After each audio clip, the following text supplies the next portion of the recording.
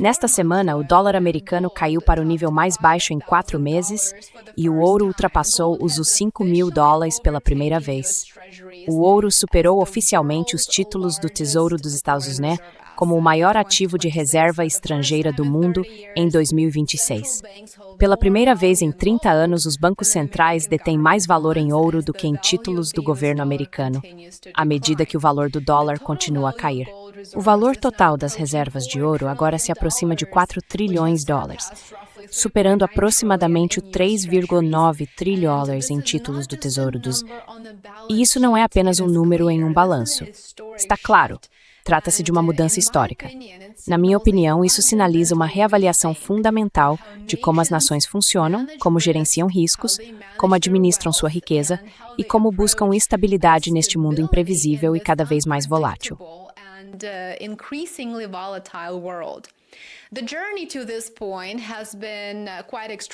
A jornada até este ponto tem sido bastante extraordinária e não seria exagero, na minha opinião, dizer que ela reflete uma transformação global.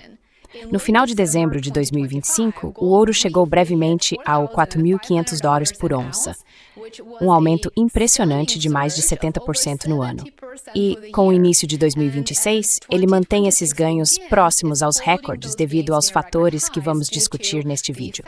Agora, quero mencionar que, diferente daqueles youtubers que representam corretoras de ouro, que vendem ouro e falam sobre isso o tempo todo, fazendo você sentir que precisa comprar deles porque o mundo inteiro está prestes a desabar, diferente deles, eu não vendo ouro. Eu não vendo nada aqui.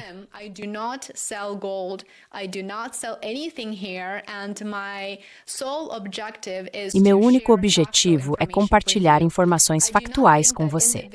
Não acho que as pessoas devam comprar ouro apenas porque os bancos centrais estão adquirindo. O ouro é um ativo que não gera renda.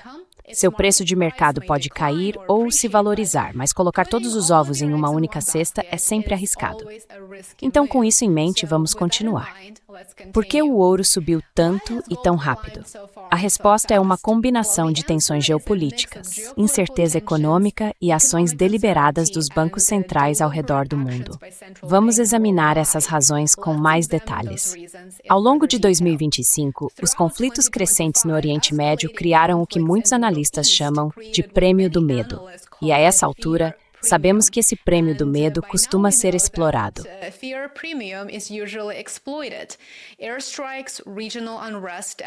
Ataques aéreos, agitação regional e ameaças a corredores energéticos estratégicos lembraram ao mundo o quão frágeis podem ser as cadeias globais de suprimentos e os mercados de energia.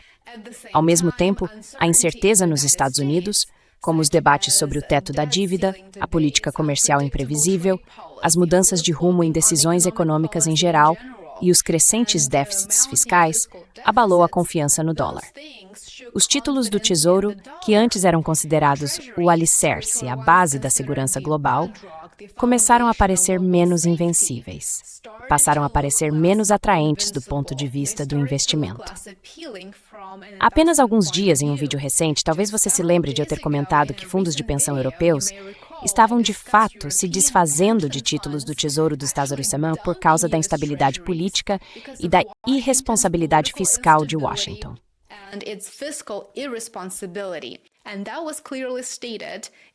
Isso foi claramente declarado no comunicado de imprensa de um fundo de pensão. Então, não estou inventando nada.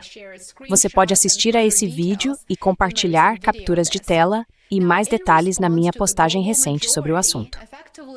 Agora, em resposta à perda de confiança da maioria global no sistema financeiro dos Estados Unidos, os bancos centrais agiram de forma decisiva. Precisavam fazê-lo. Instituições de mercados emergentes, especialmente na Ásia e na Europa Oriental, adicionaram mais de 1.100 toneladas de ouro aos seus cofres apenas em 2025. Países como China, Índia, Turquia e Catar têm sido compradores regulares de ouro, buscando proteção, é claro, contra a inflação, o aumento do risco político e a possível volatilidade cambial. A participação do ouro nas reservas oficiais globais agora está em um nível recorde, em torno de 25% a 26%.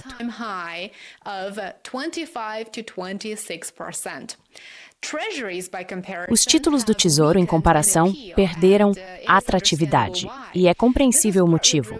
Isso se deve, em parte, ao fato de que a dívida nacional dos estadunidenses ultrapassou 38 trilhões de dólares, e o ouro, ao contrário dos títulos, não pode dar calote nem ser congelado. O ouro é naturalmente o ativo de refúgio por excelência. Uma das principais questões é: o que está impulsionando a demanda por ouro entre os bancos centrais? Bem, as tensões geopolíticas continuam a alimentar essa demanda. Essa é a base do aumento nas compras pelos bancos centrais, o conflito renovado entre Israel e Irã, os ativos militares dos Estados Unidos, como o USS Lincoln, aproximando-se do Golfo Pérsico neste momento, e até o sequestro de alto perfil do presidente da Venezuela pela administração Trump. Todos esses fatores impulsionam a compra de ativos de refúgio.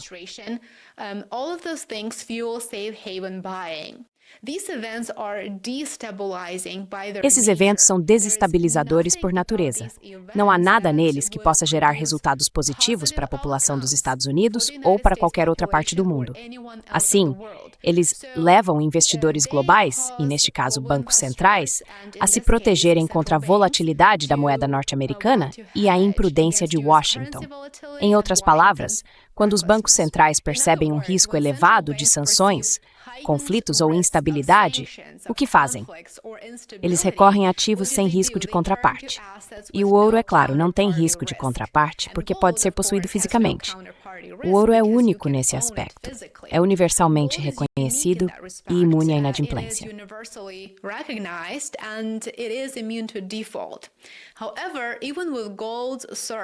No entanto, mesmo com a disparada do ouro e sua ascensão como ativo de reserva para os bancos centrais globais, o dólar americano continua sendo a principal moeda de reserva.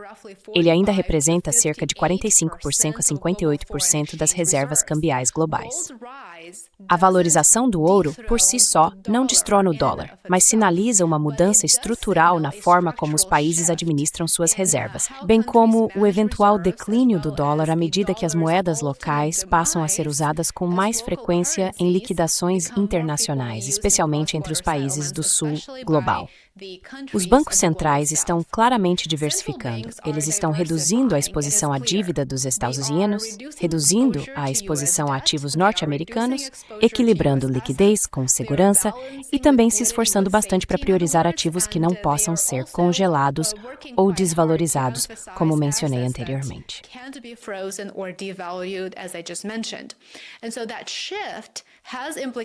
E essa mudança tem implicações para os mercados cambiais, tem implicações para a demanda global por dívida, especificamente pelos títulos do Tesouro dos Estados Unidos e, é claro, para a confiança dos investidores em todo o mundo. Vamos discutir brevemente as consequências e talvez eu entre em mais detalhes nas minhas postagens no Substack ou no Patreon. Então fique atento se tiver interesse. As consequências são realmente significativas. A redução da dependência da dívida dos Estados Unidos deve gradualmente enfraquecer a demanda por todos os títulos denominados em dólar. A psicologia dos investidores também é importante, é claro, mudando aqui, porque a confiança em reservas de valor tradicionais como o ouro está sendo reforçada. E para os bancos centrais, a mensagem também é bastante clara.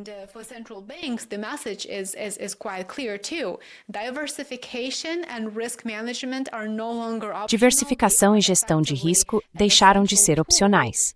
Agora são ferramentas essenciais para navegar neste ambiente em constante mudança. Ao iniciarmos 2026, parece que os fatores que impulsionaram o aumento do ouro em 2025, tensões geopolíticas, alta dívida global e volatilidade do mercado, continuarão sem solução. O novo status do ouro reflete uma mudança estrutural mais ampla no sistema financeiro global. É justo dizer que as estratégias de reserva, as dinâmicas cambiais e o comportamento dos investidores estão evoluindo em tempo real.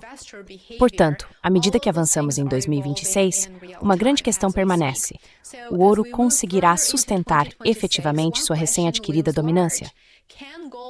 Effectively sustain its newfound dominance, and if it can, what does that really mean for E se isso for possível, o que isso realmente significa para o dólar americano, para a dívida dos Estados Unidos e, essencialmente, para os alicerces das finanças globais? O que isso significa? Ainda não se sabe ao certo. Fique ligado. Mas, claramente, muita coisa está acontecendo. E como as mudanças ocorrem quase diariamente, é importante manter-se atualizado e farei o meu melhor para mantê-lo informado. Muito obrigado por assistir. Espero que este vídeo tenha sido interessante e que você tenha aprendido algo novo com ele. Agradeço imensamente a cada um de vocês que se tornou assinante pago. Muito obrigado. Por favor, curta, inscreva-se e compartilhe o vídeo com sua rede se você gostou. Estou ansioso para vê-lo no próximo. Até mais! Forward to seeing you in my new one. Bye for now.